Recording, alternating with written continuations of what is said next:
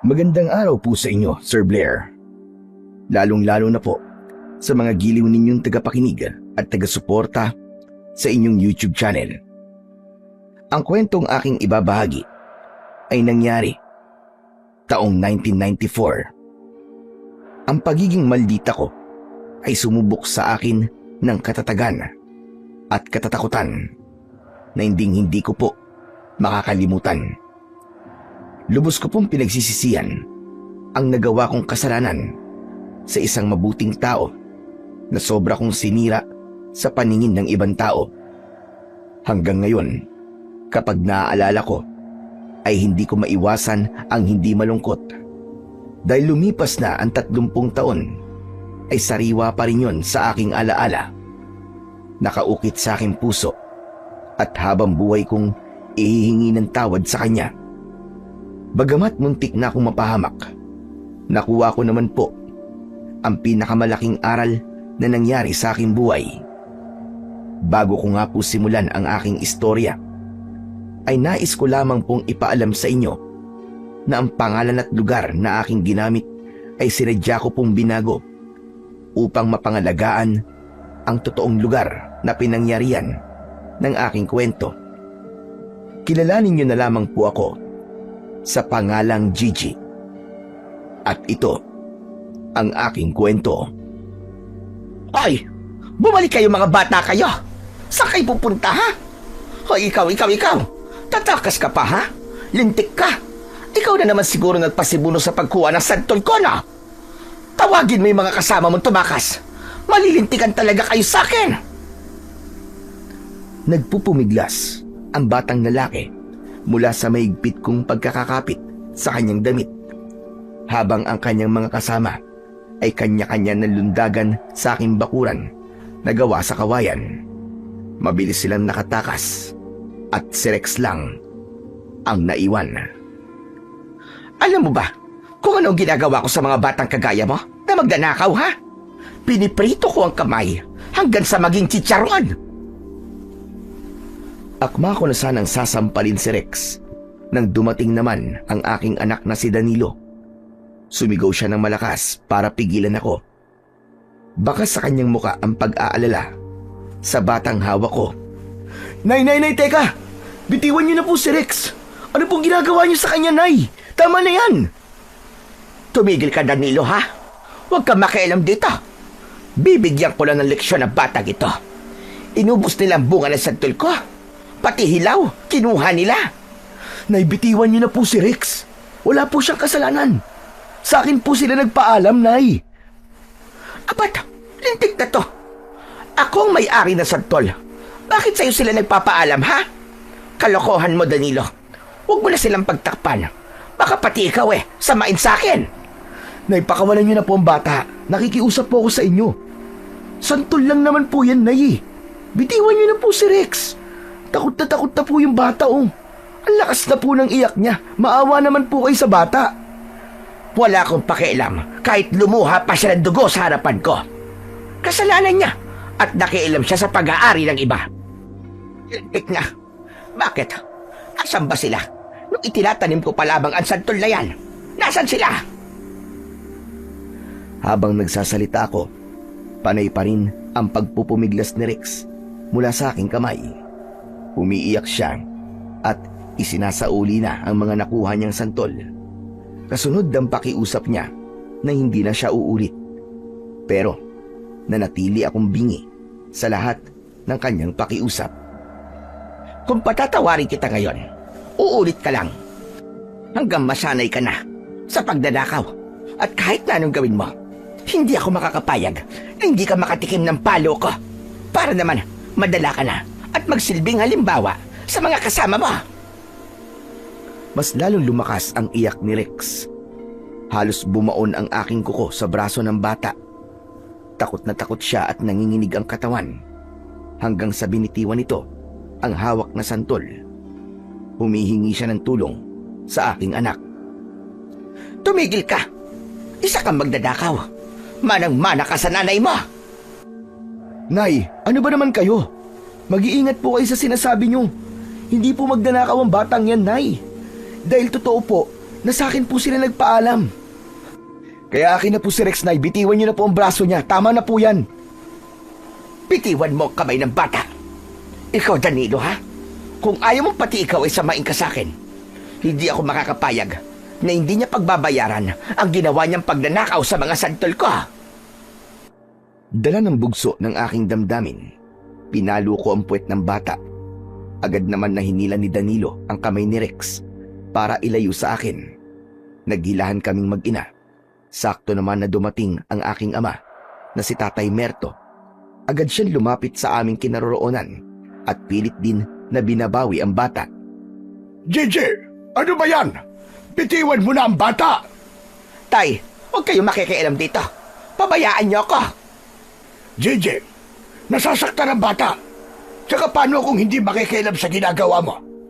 Sino ang humaharap sa mga kaso mo sa barangay? Hindi ba't ako? Kaya bitiwan mo ang bata kung ayaw mong ikaw ang samain sa akin. Oo nga naman, Nay. Hindi yung sasaktan niyo po yung bata. Eh may mga magulang naman po si Rex na dapat pong kumastigo sa kanya eh. Isa ka pa, Danilo, ha? Huwag kang makialam dito.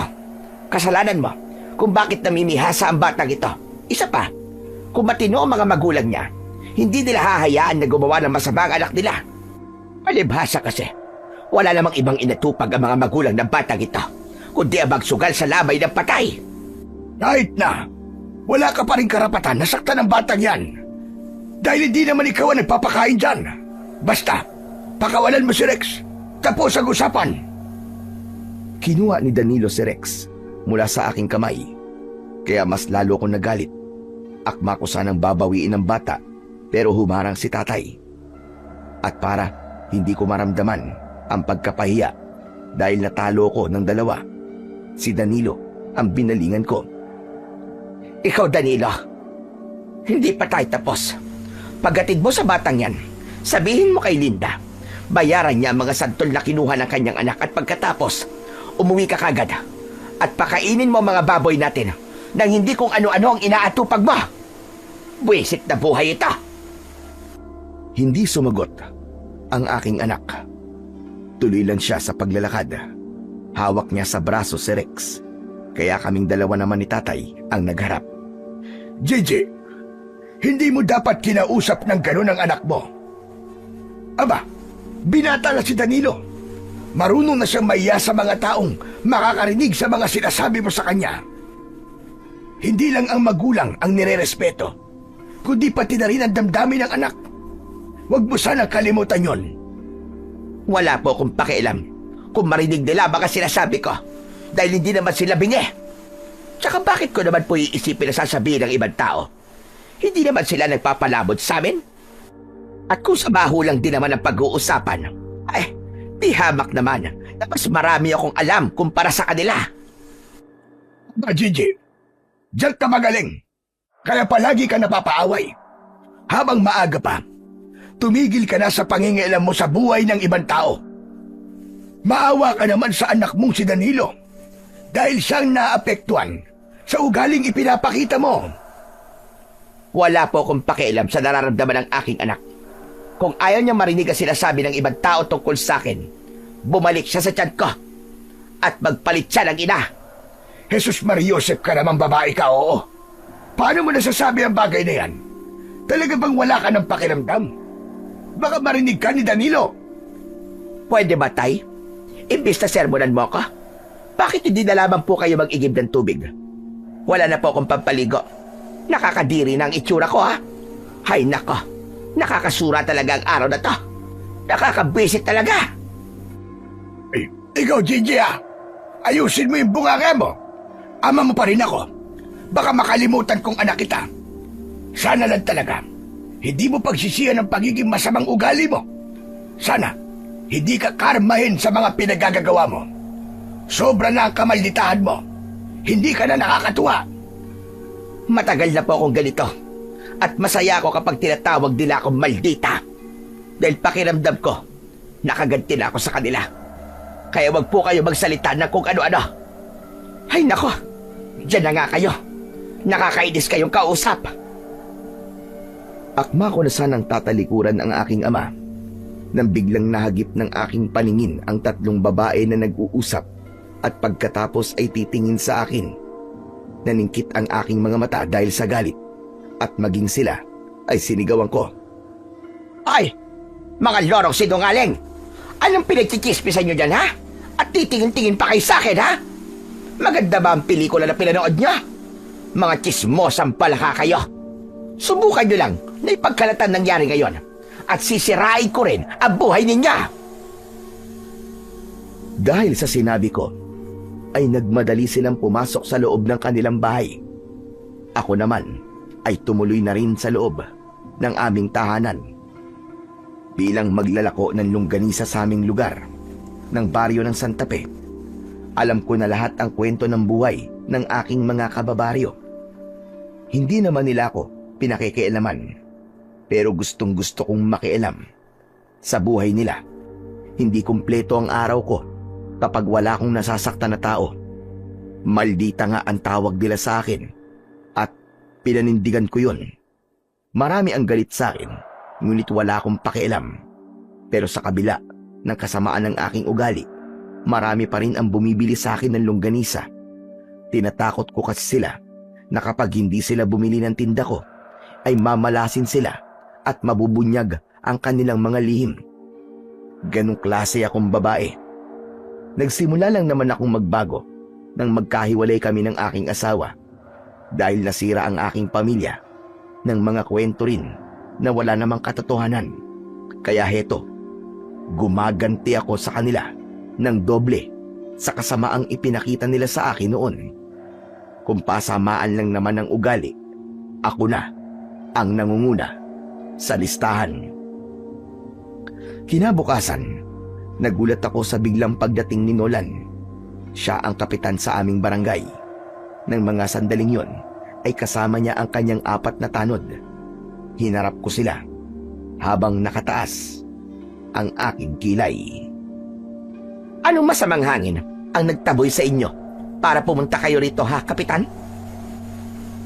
Nakatanggap kami ng reklamo mula sa batang sinaktan mo raw kahapon. Ang anak ni Linda, na si Rex. Eh ano naman ngayon? Mas matindi kung ako nagreklamo sa kanila. Ang lakas naman ng loob niyang magreklamo. Sila na nga nakaperwisyo sa akin. Hindi ako. Ang anak niya pumasok sa bakuran ko. Kaya sila pa ang may atraso sa akin, Kapitan. Kahit na hindi mo dapat sinaktan yung bata. Alam mo ba, dahil sa ginawa mo, ay pwede ka nilang kasuhan ng child abuse. Wala akong pakialam. Tsaka hindi nila ako basta-basta makakasuhan ng child abuse kung wala naman silang ebidensya. Baka sila pa nga ang kasuhan ko. Pwede ko silang ireklamo ng paninirang puri, trespassing at pagnanakaw. Ilan lamang yan sa mga pwede kong ikakaso sa kanila. Kaya wag nila akong subukan. Isa pa, kung maghahain sila ng reklamo sa kasong pananakit ko sa bata, aba, nasa ng katibayan na, Ber, na nagsasabing binugbog ko nga ang bata. Kaya ako narito ay para pagharapin kayo sa barangay ni Linda. Baka pwede pa ninyong pag-usapan ito. Ikaw ang humarap sa kanya, Kapitan. Hindi ako pupunta ron. Sabihin mo kay Linda na huwag niyang uubusin ang pasensya ko. Baka mamaya niyan pabayaran ko talaga sa kanya ang santol na ninakaw ng kanyang anak. Hindi pwede ang gusto mo mangyari.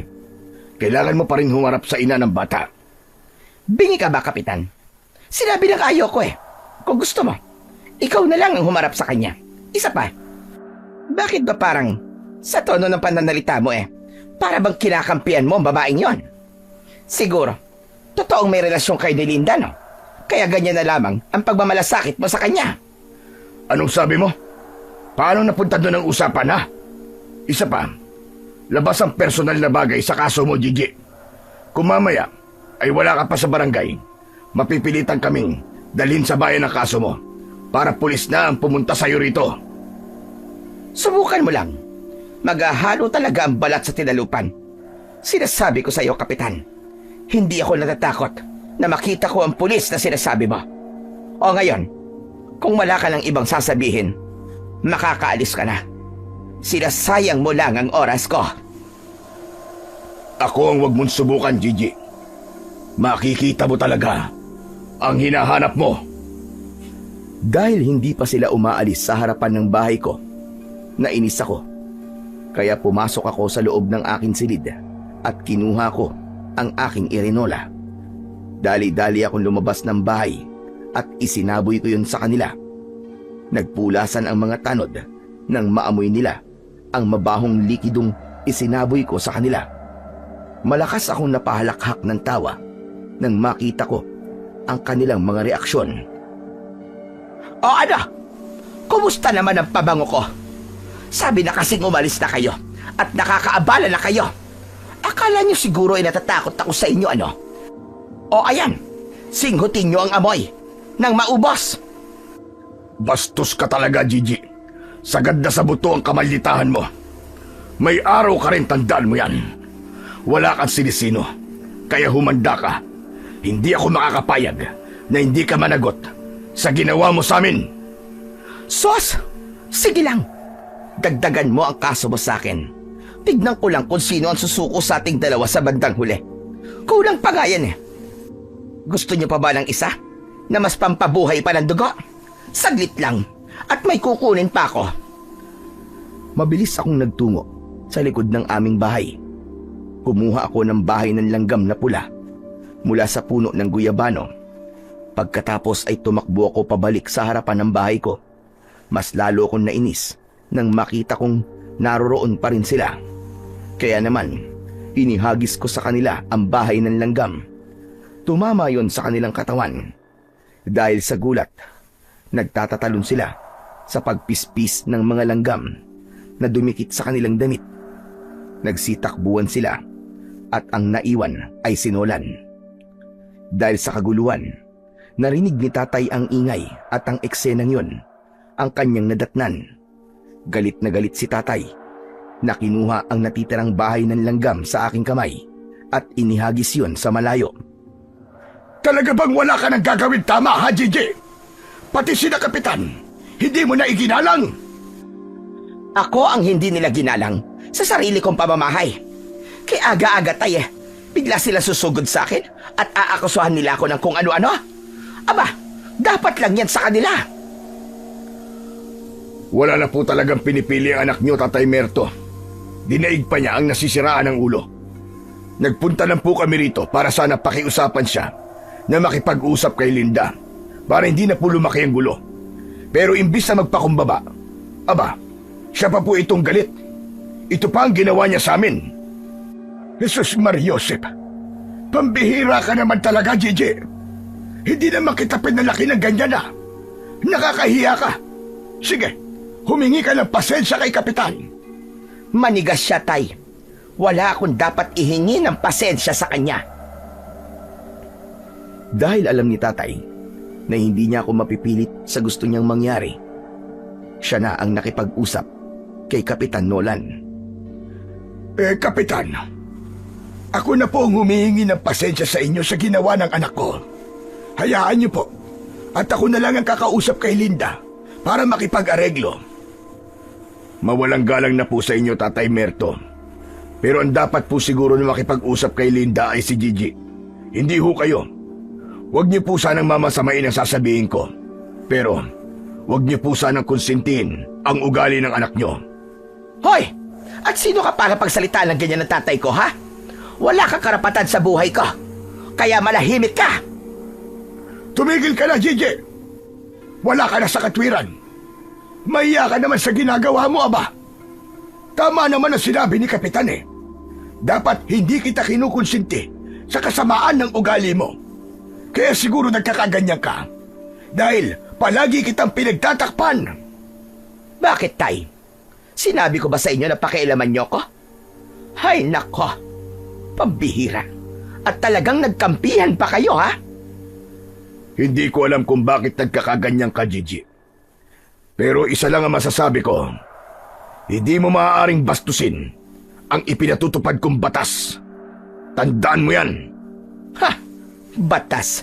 Batas para sa sarili mo? Ano? Nagkaganito ako. Bakit? May pakialam ka ba? Pwede ba? Umalis ka na. Baka hindi lang ihi at langgam ang ibato ko sa'yo. Kilala mo ko. maikli lang ang pasensya ko. Sige, aalis ako. Pero sa susunod na pagpunta ko rito, mga pulis ng kasama ko, hindi ko na pagpapasensya ng ugali mo. Kahit na anong mangyari, papapanagutin kita sa mga kasalanan mo. Adios! Chupe! Alis na, alis na! Tama lang, satsat. Ang dami mo pa sinasabi. Pagkatapos kong sabihin yon, inirapan ko si Kapitan Nolan at ibinaling sa ibang direksyon ang aking paningin. Hindi ko matanggap na para bang may kinakampihan si Kapitan sa aming dalawa ni Linda. Dahil naman sa ginawa ko, lumapit si tatay kay Kapitan Nolan at nakipag-usap. At mula sa aking kinatatayuan, naririnig ko ang kanilang pinag-uusapan. Wala na po akong magagawa sa anak nyo, Tatay Merto. Naiipon na po ang kaso niya sa barangay. Ubus na po ang Blue Book. Kahit isa sa mga reklamo niya ay wala siyang hinanap. Palagi po kayong nakikipag-usap sa amin. Aba, hindi po tama yun. Pinagbibigyan ko lamang po kayo dahil sa mga pangako nyo. Pero iba na ho ito eh. Dahil may sinakta na siyang bata at may 3 babae na testigo sa ginawa niya. Isa pa, nandun din po kayo, hindi ba? Lumalabas na kinukonsinti niyo ang ginagawa ni Gigi. At bilang kapitan, ginagawa ko lamang po ang aking tungkulin dito sa ating baryo. Pasensya ka na, Nolan. Hayaan mo. At makikiusapan ko uli ang aking anak. Gagawin ko ang lahat. Hindi na po madadala sa pakiusapan ang ugali ng inyong anak, Tatay Merto. Malala na po talaga ang kasamaan ng inyong anak. Huwag niyo na pong hintayin na pagkaisahan siya ng mga tao rito at palayasin sa baryong ito. Nang marinig ko yon, ay hindi na ako nakatiis. Nilapitan ko si Kapitan, kinausap ko siya, at matigas akong nanindigan sa aking katwiran. Subukan mo lang. Nahayaan nilang gawin sa akin yon. Dahil kung hindi, malalaman ng lahat na kabit mo si Linda. At wala akong pakialam kung totoo o hindi ang kwentong ipagkakalat ko sa kanila. Huwag mo kong pinagbabantaan, Gigi. Hindi kita pinagbabantaan, Kapitan. Sinasabi ko lang sa iyo kung ano ang gagawin ko sa oras na pagkaisahan nila ako. Kung sa bagay, diyan ka naman magaling eh. Ang gumawa ng kwento, di ba? Kahit na anong gawin mo, hindi ako natatakot sa iyo. Ginagawa ko lang ang tungkulin ko. Isa pa, hindi ko kabit si Linda. Naaawa lang ako sa kanya dahil sa ginawa mo sa kanyang anak. Hindi mo ako maloloko. Tama na, Gigi. Baka hindi ako makapagtimpi. Masaktan lamang kita. Tutuloy na po ako, Tatay Merto. Sana, ito na ho ang huling pagpunta ko rito. Kung makikipag-usap siya kay Linda, baka sakali pang iatras niya ang kaso. Kahit naman sinong ina, magagalit din kapag sinakta ng ibang tao ang kanyang anak. Sige na, Kapitan. Ako nang bahala sa anak ko. Maraming salamat at pasensya na huhuli. Hindi na ako nagsalita sa mga sandaling yon. Hinayaan ko nang umalis si Kapitan Nolan at ang mga tanod niya. Nang mawala na sila sa aming paningin, saka naman ako kinausap ni Tatay. O ano? Nakita mo na? Nakita mo na resulta ng ginawa mo kahapon, ha? Tay, pwede ba? Bawas-bawasan nyo nga ang pangingialam sa buhay ko. Sino ba ang kinakampihan nyo? Sila ba o ako? Wala akong kinakampihan. Doon lang ako sa tingin ko ay tama at sa nakikita ko, ikaw ang mali rito. Kailan po ba ako naging tama sa paningin nyo, Tay? Hindi na hinintay ni Tatay na magsalita ako. Mabilis siyang umalis sa harap ko at pumasok sa loob ng aming bahay. Nang inilinga ko ang aking paningin sa paligid, nahagip ng aking paningin si Berting na nakatayo sa kabilang bakuran. Siya ang aking kapitbahay na tahimik at madalas kong nakikitang lumalabas ng gabi para pumunta sa bundok. Pangangaso ng baboy ramo ang kanyang hanap buhay. Nasusura ako sa klase ng tingin niya sa akin. Kahit hindi niya ako pinakikialaman, kumukulo ang dugo ko sa kanya dahil pakiramdam ko, pinagtatawanan niya ako, pinipintasan at kinukutya ng palihim. Hay nako! Sa dinami-rami ng mukhang makikita ko, ang pagmumukha pa talaga ni Berting ang makikita ko. Mukha siyang baliw. Nang mapansin ko na hindi gumagalaw si Berting sa kanyang kinatatayuan, hindi na ako nakatiis. Sinigawan ko siya at pinandilatan ko ng mga mata. Hoy, ikaw magaling na lalaki? Anong tinitingin-tingin mo dyan, ha? Ang sama mo makatingin, ha? Buwisit ka, ha? Dukutin ko kaya mga mata mo. Hindi pa rin siya natinag kahit sinigawan ko na siya. Kaya ako na lamang ang pumasok sa loob ng aming bahay. Umupo ako sa bangko at nakasimangot na nakatingin sa labas ng pintuan. Pagkatapos ng araw na yon, kinabukasan, ay kinausap ko ang mga peke kong kaibigan. Sila ang ginagamit ko para ipagkalat ang gawa-gawa kong kwento tungkol kay Linda. Hay nako! Alam niyo na ba ang kumakalat na balita ngayon sa baryo natin? Oh, itong si Linda. Aba kabit pala ni Kapitan. Kaya pala malakas sa barangay ang bruha. Tsaka, napapansin niyo ba? Kapag may ibinibigay na ayuda si Mayor, nako, nangunguna talaga sa listahan si Linda. O di ba? Kalabisan naman yon para sa atin na naghihirap din. Kitang-kita ko ang reaksyon sa 3 babaeng kausap ko. Sila ang testigo na sinasabi ni Kapitan na nakakita di umano sa ginawa ko kay Rex. Balak ko na lituhin sila at ako ang kanilang kampihan. Napataklob sila ng palad sa kanilang bibig at nagkakatinginan. Kapag ganun na ang kanilang mga ikinikilos, alam ko na napapaniwala ko na sila sa aking kwento.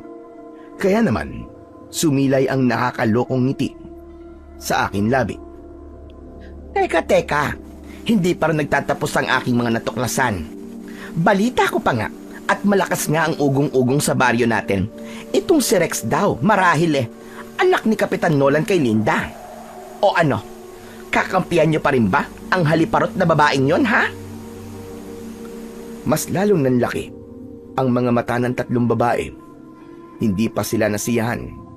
Hinila nila ako sa likod ng kanilang bahay at doon namin ipinagpatuloy ang aming pagkikwentuhan. Nalaman ko na si Kapitan Nolan pala ay nakikita rin nila na pumupunta sa bahay ni Linda at nakikipag-usap ng matagal. Kaya naman naging maganda ang pakiramdam ko ng mga oras na yon dahil umaayon sa akin ang pagkakataon. Kaya naman, nang matapos kami sa aming kwentuhan, hindi mawala sa akin labi ang matamis na ngiti dahil pakiramdam ko makakaganti na ako kay Linda. Tignan ko lang ngayon kung hindi kayo pagpiestahan ng mga tao sa barangay natin. Ha! Nagkamali kayo ng binangga. Habang tinatahak ko ang mabatong kalsada, dala ang aking basket na may laman na longganisa, panay anlinga ako sa paligid. Naghahanap ako ng mga taong pwede ko pang pagkwentuhan ng aking mga peking balita. Maya-maya pa ay nakita ko si Linda. Nagkatamaan kami ng paningin at naningkit ang kanyang mga mata dahil sa galit. Aba! Anong tinitingin-tingin mo, ha, Linda? Ang kapal yata ng mukha mo para magreklamo sa barangay. Ang anak mo nga ang pumasok sa bakurang ko, ano? Magnanakaw ang anak mo. Dapat nga, ako pa nga ang bayaran mo sa perwisyong ibinigay ng anak mo sa akin. Nakita ko na lumitaw si Rex sa likod ng kanyang ina. Pinipigilan ng bata ang kanyang ina na wag na akong patulan. Pero sa kabila ng ginawa na yon ng bata, hindi nabawasan ang galit ko para sa kanila. Kaya naman, inirapan ko silang mag-ina. At sa pagtingin ko sa kabilang kalsada, nakita ko naman si Kapitan Nolan. Papalapit siya sa aking kinatatayuan. Madilim ang kanyang anyo. Nang makalapit siya sa akin, hinawakan niya ako ng maigpit sa aking braso. Hoy ikaw, anong sinabi mo sa mga babae niyong kanina, ha? Talaga bang wala ka ng ibang gagawin kundi ang manira ng pagkatao ng iba? Bitiwan mo ang braso ko, Kapitan. Baka nakakalimutan mo. Ikaw ang kapitan dito. Gawain ba yan ng matinong kapitan, ha? Ang malakit ng babae? Hindi kita sinasaktan. Tinatanong lang kita. kung ano ang narinig mo. Totoo yon. Kaya bitiwan mo na ang braso ko. Saka ako binitiwan ni Kapitan Nolan at nag-aalala na napatingin kay Linda. Hindi niya masabi sa akin ang dahilan kung bakit siya nagagalit dahil nag-aalala ito sa mararamdaman ni Linda. Kaya naman, mas lalong tumibay ang aking hinala na meron talagang relasyon ang dalawa. Halika, mag-usap tayo, Gigi. Nag-uusap na tayo, Kapitan, di ba? Bakit? Ayaw mo bang marinig ni Linda na alam kong kabit mo siya? Bumakas ang galit sa muka ni Kapitan Nolan at nang tangka niya na akong hahawakan, naramdaman ko naman ang maigpit na pagkakakapit ni Linda sa aking buhok. Kinaladkad niya ako papalayo kay Nolan, kaya nabitiwan ko ang aking basket. Agad na umawat si Nolan sa amin. Hinawakan niya ang kamay ni Linda para ilayo sa akin, at nang mabitiwan ni Linda ang aking buhok, gumanti ako sa kanya. Sinampal ko siya at sinipa sa kanyang sikmura. Namilipit siya sa labis na sakit, kaya agad itong inilalayan ni Nolan para itayo. Halos magkayakap na sila habang pinoprotektahan nito si Linda. Hayop ka, Linda! Magsama kayong dalawa! Ikaw ang unang nanakit sa akin, ha? Baka ikaw na naman ito magreklamo! Nagpumigla si Linda mula sa pagkakakapit sa kanya ni Kapitan Nolan. Sinugod niya ako at gumanti ng kalmot sa akin. Tinamaan niya ako sa braso pero hindi ako nagpatalo. Tuluyan na kaming nagpambuno sa harap ni Kapitan Nolan at nagtawag na rin yun ng atensyon sa mga taong naroroon. Pinagtulungan nila kaming awatin. Saka kami naghiwalay ni Linda. Bitiwan niyo ako! Bakit ba pinagtutulungan niyo ako, ha? May kasalanan din naman ang babaeng yan! Hindi ka pinagtutulungan. Inaawat ka lang. Nakita mo naman, di ba? Si Linda ang nauna, hindi ako! Tumigil ka. Ang alam ko, nagsimula ang lahat sa bibig mo at sa pananakit mo sa bata. Palibhasa, wala kang alam sa pagiging ina, kaya hindi mo alam kung ano nararamdaman ni Linda nang saktan mo ang kanyang anak. Wala akong pakialam. Magsama-sama kayong lahat. Dinampot ko ang aking basket at longganisa sa lupa. Pagkatapos ay umalis ako sa lugar na yon. Umuwi ako sa bahay at galit na ibinagsak ko ang aking katawan sa upuan. Maya-maya pa ay narinig ko ang yabag ng paa ni tatay papalapit sa akin. Teka, bakit yata ang aga mo ngayon, Gigi? Ubus na ba ang tinda mong longganisa? Hindi pa po, tay. May nangyari lang po sa daan. Nangyari na ano? May ginawa ka na naman bang kaguluhan? Aba, teka. Magulo ang buhok mo, ha? Tsaka marumi ang damit mo. Napaaway ka ba, ha, Gigi? Alam niyo na pala eh. Nagtatanong pa kayo. Teka, ano ba talaga nangyari? Ano pa ba? Pinagkaisahan lang naman nila ako doon sa kalsada. Katulong ang magaling na kapitan, kasama ng haliparot niya na kabit na si Linda. Mga peste talaga. Halata naman na meron silang relasyong itinatago eh. Sus! Ano bang pakialam mo sa buhay nila? Para makipag-away ka pa? Hindi ka pa ba nagsasawa sa kaso mo sa barangay? Balak mo pa yatang dagdagan. Isa pa, kung may relasyon man ang dalawang yon, abay buhay nila yun. Wala kang pakialam doon. Pati ba naman kayo, tay? Ay nako, pambihirang buhay to. Bakit ba lahat na lamang kayo ang tingin sa akin ay masama? Bakit? Hindi ba totoo naman? Wala ka nang ipinagkaiba sa mga taong sumira sa pamilya mo noon. Katulad ka na rin nila na nakikialam sa buhay ng iba. Huwag po natin pag-usapan ang tungkol sa nakaraan ko, tay. Nakalipas na yon. Yan ang mali sa'yo. Hindi ka marunong tumingin sa nakaraan. Alam mo na ang sakit kung paano pinakikialaman ng ibang tao ang buhay. Bakit ginagawa mo sa iba? Kung ayaw mong gawin sa'yo, huwag mo ring gawin sa iba.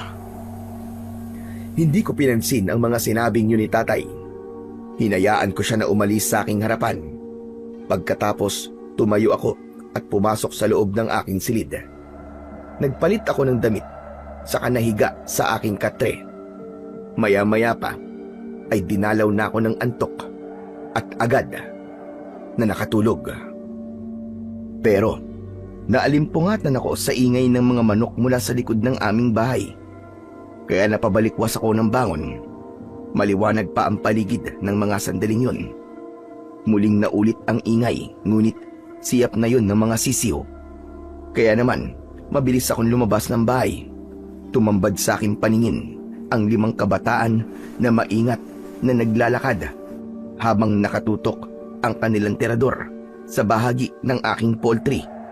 Dala ng bugso ng aking damdamin, hinubad ko ang aking tsinelas at hinabol ko ang mga bata. Agad silang tumakbo at tumalon sa bakod. Ay! Pwisit kayo! Mga lintik talaga kayo!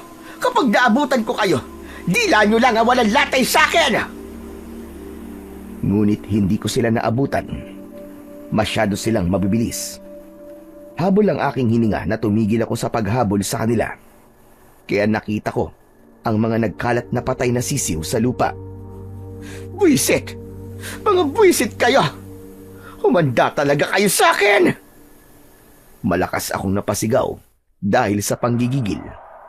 At dahil malakas ang aking boses, narinig yun ni Tatay at Danilo. Kaya lumabas sila ng bahay. At maging sila ay nagulat din sa kanilang nadatnan. Nay, ano po nangyari sa mga sisiw? Anak, tulungan mo ako. Habulin natin ang mga batang yon. Pinatay nila ang mga sisiw ko. Nay, nakita niyo po ba na sila po pumatay sa mga sisiw? Hindi ko nakita. Pero nakita ko may hawak silang tirador. Tumakbo sila palabas ng ating bakuran. Kaya ang ibig sabihin nun, may ginawa silang kasalanan. Nay, tumakbo po sila dahil natatakot po sila sa inyo. At hindi kayo sigurado na sila nga ang pumatay sa mga sisiw natin. JJ, tama si Danilo. Makinig ka sa kanya. Tigilan mo na ang pananakit sa mga batang pumapasok sa bakuran natin. Wala akong pakialam. Ako ang ginugulo nila, Tay. Walang nanggugulo sa'yo, JJ. Ikaw lang itong palaging galit. Magsasalita pa sana ako, pero nakita ko si Berting na nakatayo sa loob ng kanyang bakuran. Nakatingin siya sa amin. Pagkatapos ay titingin sa aking mga manok. Maya-maya pa ay muli siyang titingin sa akin na para bang may gustong sabihin. Lintik na. Ano bang problema ng lalaking yon? At sa tuwing may hinahabol akong mga bata ay palagi niya akong tinitignan ng masama. Walang masama sa kanyang tingin, JJ. Siyempre, nagulat din siya kanina dahil malakas ang boses mo. Siya nga naman, Nay. Huwag niyo na pong pag-isipan na masama si Mang Berting. Mabait naman po siyang tao eh. Minsan nga po, nahuhuli ko siya na sinasaway niya mga batang nakikialam sa mga tanim niyo eh. Sus! Pakitang tao lang yun, anak. Hay dako, nakakainis talaga. Kung tinulungan mo na sana ako kanina na habulin ang mga batang yon, hindi sana ako nagagalit ng ganito. Nay, mali naman po na hulihin sila. Sa tingin ko po, balak niyo na naman po saktan ng mga batang yun eh. Eh, anong gusto mo gawin ko sa kanila? Pabayaan na naman ang mga yon? Ay nako, hindi pwede. Hindi ko palalampasin ang ginawa nila sa mga manok ko. Inalam mo ba kung sila ba talaga may gawa nun sa mga sisiw mo? Hindi na mahalaga yon. Ang mahalaga, mabigyan sila ng leksyon. Pumasok ang mga batang yun sa aking bakuran nang walang paalam. Kaya sila ang may kasalanan. Nay, tama na po. Bakit po ba kayo nagkakaganyan? Alam niyo po ba na ang isa sa mga batang hinabol niyo ay may sakit na hika? Paano po kung meron nangyaring masama sa bata? Aba, Nay, naisip niyo po ba kung ano mangyayari sa inyo pag nagkataon? Danilo, hindi ko kailangan ng sermon mo. Anak lang kita, baka nakakalimutan mo. At wala kang karapatan na pagsabihan ako ng ganyan. Anak niyo nga lang po ako, Nay. Pero nadadamay po ako sa kahihiyan na ginagawa niyo eh. Kung wala po kayong hiya, ako po meron. Hiyang-hiya na po ako sa mga pinagagagawa niyo. Sana, hindi na lang po kayo naging ina ko. Dahil sa masakit na salitang binitiwan ng aking anak, umangat ang aking kamay at sinampal ko siya ng malakas. Naniningkit ang aking mga mata dahil sa galit. JJ, anong ginawa mo? Bakit mo sinaktan si Danilo?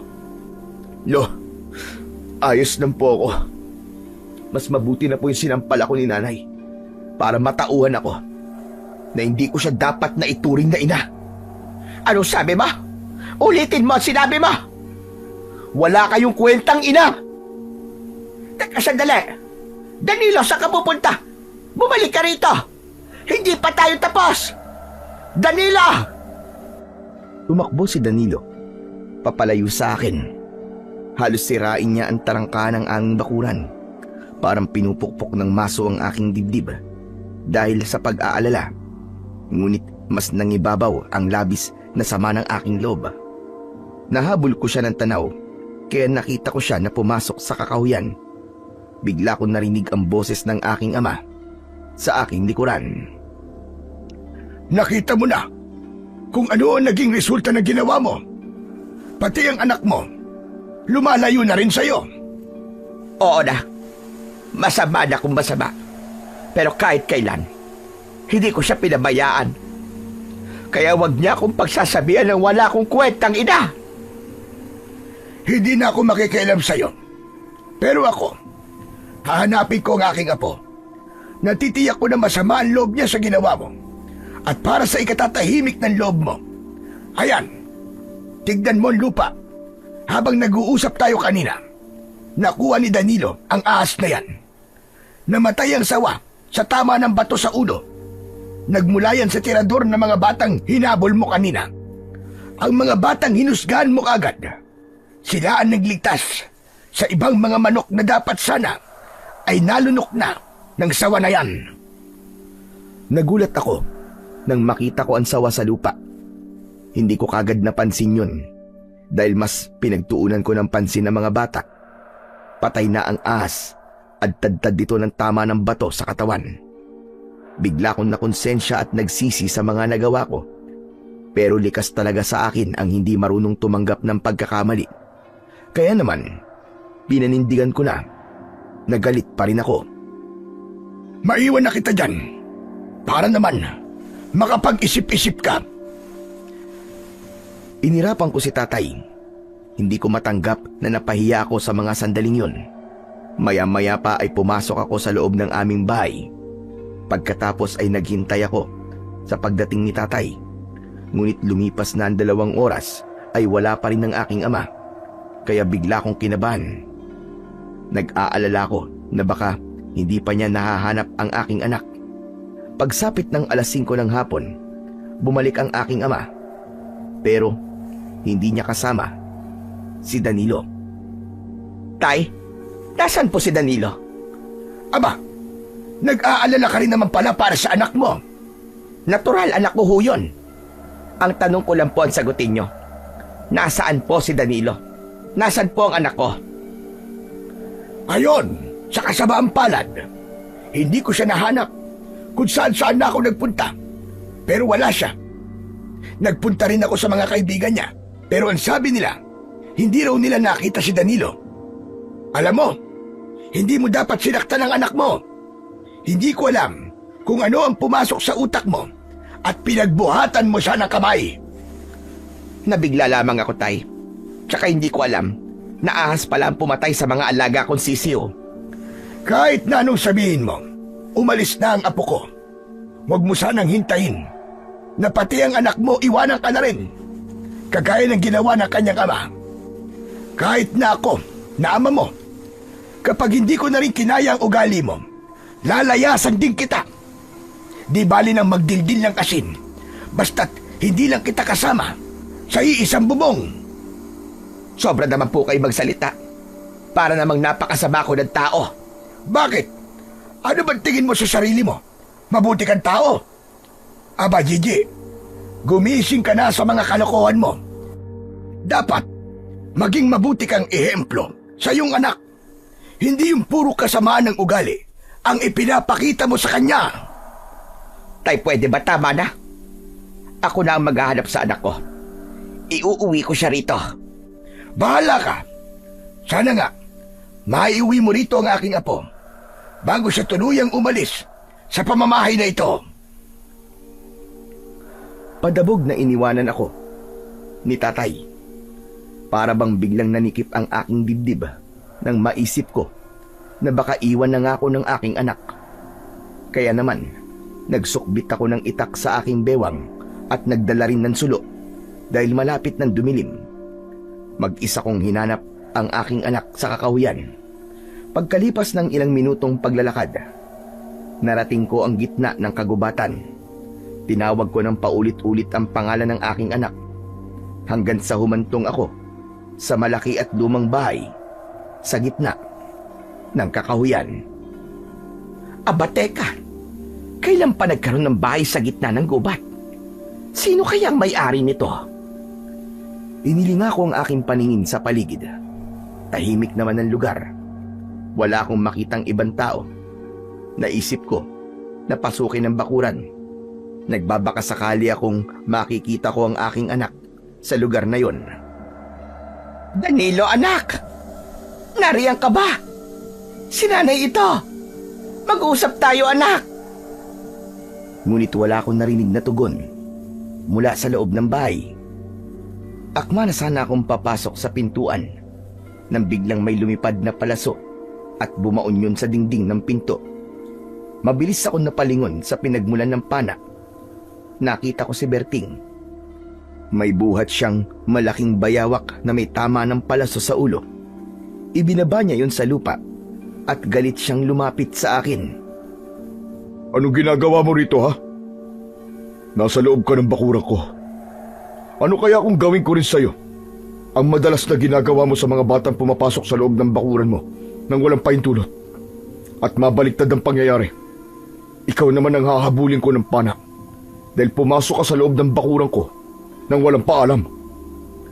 Kakaiba ang naramdaman kong takot nang makita ang matalim na titig ni Berting sa akin. Namumula ang kanyang mga mata sa galit habang maigpit na hawak ang pana at handa nang itutok sa aking muka. Pero hindi ako nagpahalata ng takot sa kanya. Hindi ako natatakot sa iyo. Ilabas mo ang aking anak. Alam kong nandito siya sa bahay mo. Itinatago mo siya, hindi ba? Wala akong pakialam sa anak mo, lalo na sa buhay niyo. Hindi mo ko kagaya na nakikialam sa buhay ng may buhay. Sige na, makakaalis ka na bago ko pabutasin ng pana ang noo mo. Hindi mo ako basta-basta masisindak. Hindi ako natatakot sa iyo, Berting.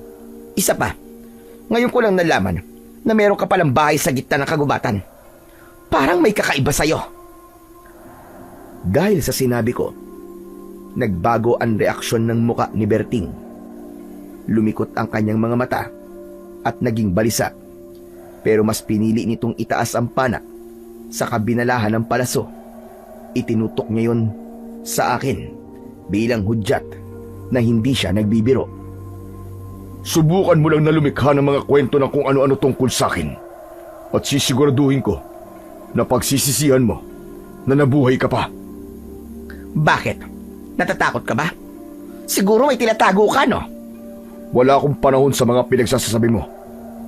Makakaalis ka na. Nang hinila ni Berting ang tali ng pana na nakatutok sa akin, ay napaatras ako.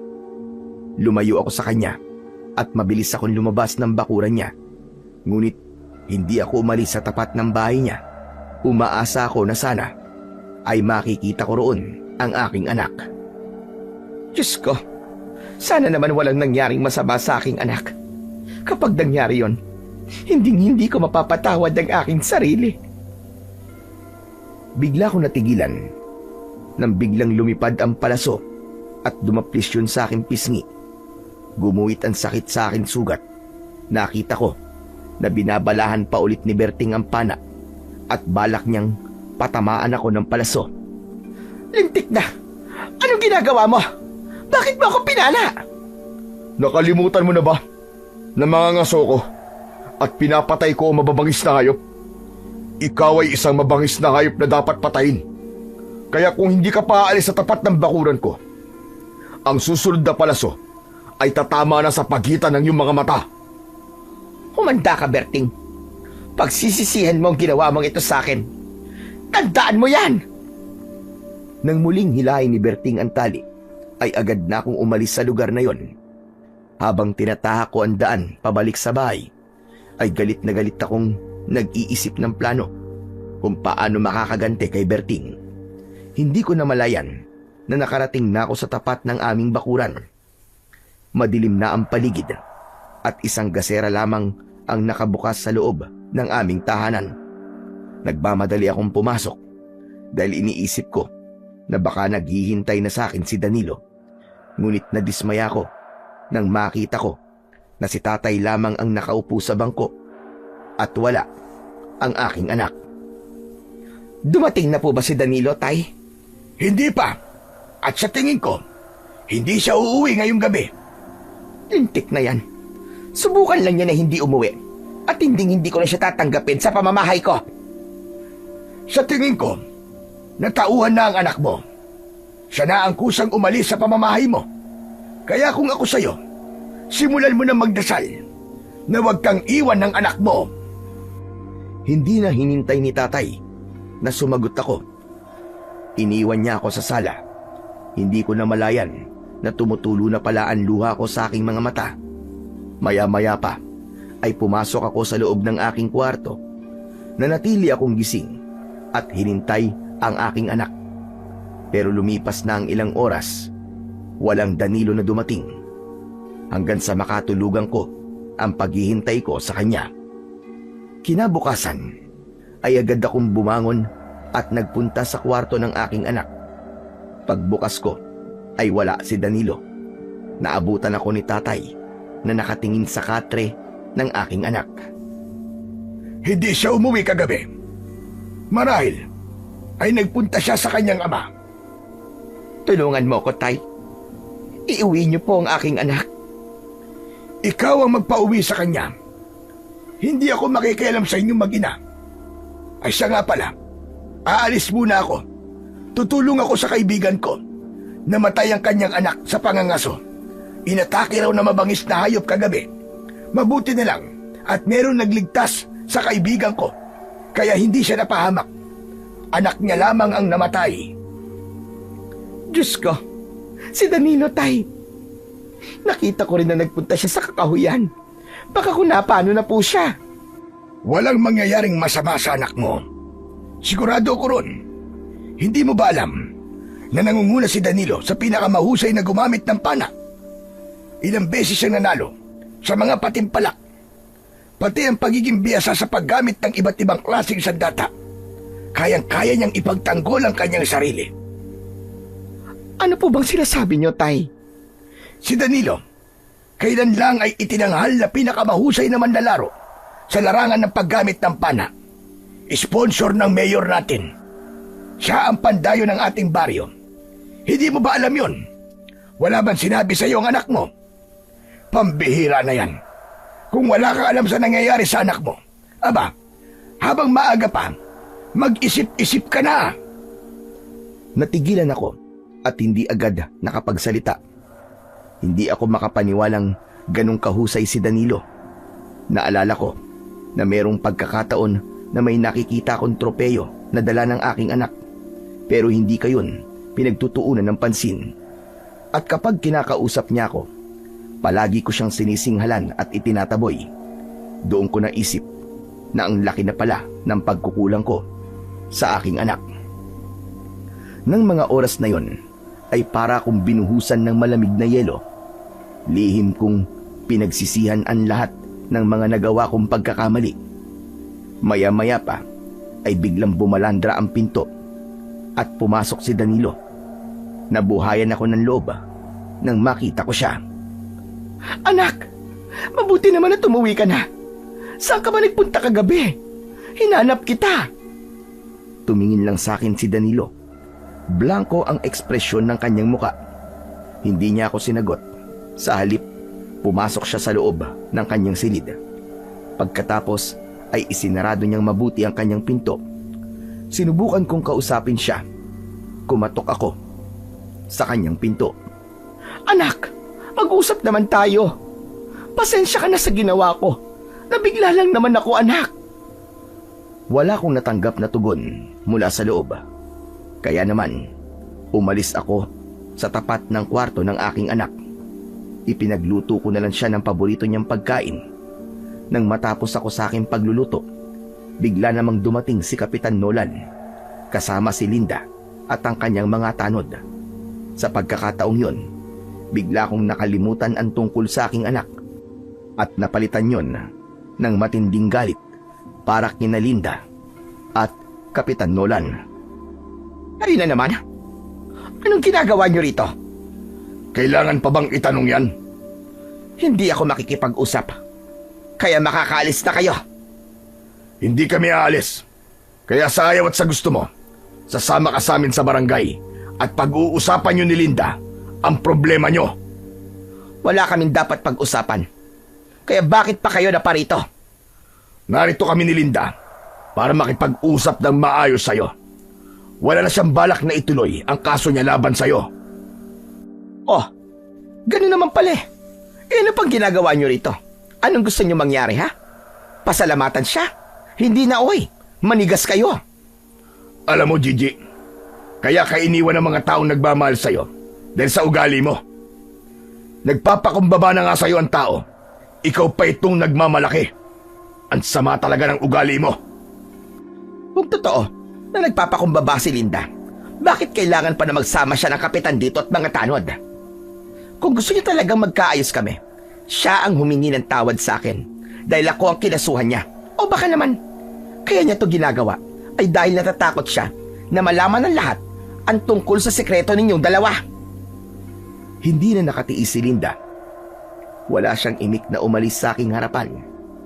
Naiwan si Kapitan Nolan na bakas sa muka ang galit para sa akin. Saka ko lang napansin na marami na palang tao sa loob ng aming bakuran. Nagbubulungan sila habang sinasabi na makapal daw ang aking pagmumuka. Makapal pala ha? Sandali, at may ibibigay ako sa inyo. Teka, Gigi, ano gagawin mo? Saan ka pupunta? Hindi ko sinagot ang tanong na yon ni Kapitan Nolan. Sa halip, mabilis akong pumasok sa loob ng aking kusina. Pagbalik ko, ay may dala na akong asin. Isinaboy ko yun sa kanila. O ayan, yun ang dapat sa inyo nang hindi niyo pagpiesta ng buhay ko. Kung magbubulungan kayo kala nyo wala naman kayong tinatagong baho. Lalo ka na, Sabel. Hindi ba't sausawan ka naman ng mga kalalakihan dito? Gigi, ano ba yan? Tama na! Ano ka ba? Bakit? Sumasawsaw ka rin ba sa kanya, ha? Kung sa bagay, Kapitan, ganyang klaseng lalaki ka naman, hindi ba? Tumigil ka. Huwag mo kong madamay-damay sa mga kalokohan mo, Gigi. Bakit, Kapitan? Totoo naman, di ba? Kaya kung ayaw mo na magkalat pa ang baho rito, paalisin mo na mga taong yan. Kasama ka. Umalis ka na. Hindi kita kailangan. Mga wala kayong kwenta. Dahil sa kaguluhan, lumabas ang aking anak na si Danilo. Tama na yan, Nay! Hindi pa po ba kayo napapagod sa ginagawa nyo? Labas ka rito, anak. Huwag kang makialam. Paano pong hindi ako makikialam? Wala na ako mapupuntahan. Lahat sila galit na rin sa akin dahil kayo ang nanay ko. Kapag hindi po kayo nagbago, hindi ko na po kayo kakausapin kahit kailan. Tandaan niyo yan. Huwag mo akong tinatakot, ha, Danilo? Kita mo na, pati ang anak mo nahihirapan na rin sa mga pinaggagawa mo. Sana, hindi pa huli. Magbago ka na, Gigi. Bago ka pa man maparusahan sa ginagawa mo. Hindi ako mapaparusahan dahil wala akong ginagawang masama. Isaksak mo yan sa kukote mo, magaling na kapitan. Dala ng aking galit ay pinagsarahan ko sila ng pinto at pumasok ako sa loob ng aking kwarto. Pagkatapos ng pangyayaring yon, ay buong araw akong hindi lumabas ng bahay. Pansamantala akong nanahimik. Pagkalipas ng 1 linggo, ay hindi muna ako nakihalubilo sa mga tao. Kaya naman, inakala ni Tatay at Danilo na nagbago na ako. Kinausap na ulit ako ng aking anak. Akala ko talaga, tuloy-tuloy na ang katahimikan sa buhay ko. Akala ko, nagbago na ang lahat sa paligid ko. Ngunit isang gabi, ay nakarinig ako ng pagaspas ng pakpak mula sa himpapawid. Sa tapat yun ng aking bahay. Kaya naman, Napabalikwas ako ng bangon at pinakiramdaman ko ang paligid. Kasunod ng pagputak ng mga manok sa loob ng aking poultry. Diyos ko po, may ahas na naman yatang nangihinain sa aking mga manok. Teka, nasa kaya ang itak ko? At humanda talaga sa akin ang ahas na yon. Tatagain ko talaga siya. Kinuha ko ang aking itak na nakasabit sa dingding. Sinindihan ko na rin ang gasera at maingat akong lumabas ng bahay. Paglabas ko ay hindi pa rin tumitigil sa pagputak ang mga manok. Kasabay ng pagaspas ng pakpak sa itaas ng malaking puno. Nang tignan ko yun, ay nakita ko ang isang malaking ibon na kahawig ng uwak. Halos kasing laki yun ng tao. Akala ko, normal lang ang ibon na yon, kaya hindi ko pinansin at mas inalala ko ang aking mga manok. Pigil ang aking hininga nang maglakad ako papunta sa likod ng bahay. Pagsapit ko sa kinaroroonan ng poultry, nagulat ako nang makita ko na nandun din si tatay. Sinusuri niya ang mga patay na manok. Abatay, ano nangyari po sa mga manok ko? Sinalakay sila ng aswang, Gigi. Ano kanyo? Aswang? Abatay, wala namang aswang sa baryo natin. Baka naman po, ahas lang ang pumatay sa kanila. Hindi, Gigi. Ito ang patunay. Hindi ito kagagawa ng ahas. Pagmasdan mo ang tiyan ng mga manok, wakwak ang kanilang tiyan. Nawawala ang kanilang lamang loob. Kung ahas yan, walang matitira sa kanilang katawan. Baka naman po, mabangis na hayop lamang ang kumain sa kanila. Musang, o kung ano pa man na hayop na kumakain ng manok. Huwag mo nang subukang paniwalain ang sarili mo, Gigi.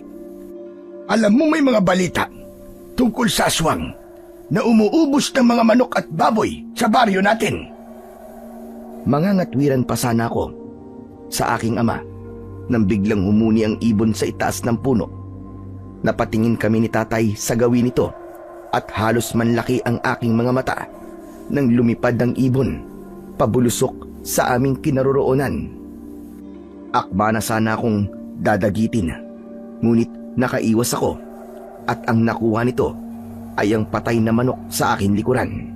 Saka lumipad ito paitaas at humapon sa bubong ng bahay ni Berting habang nasa paa niya ang patay na manok.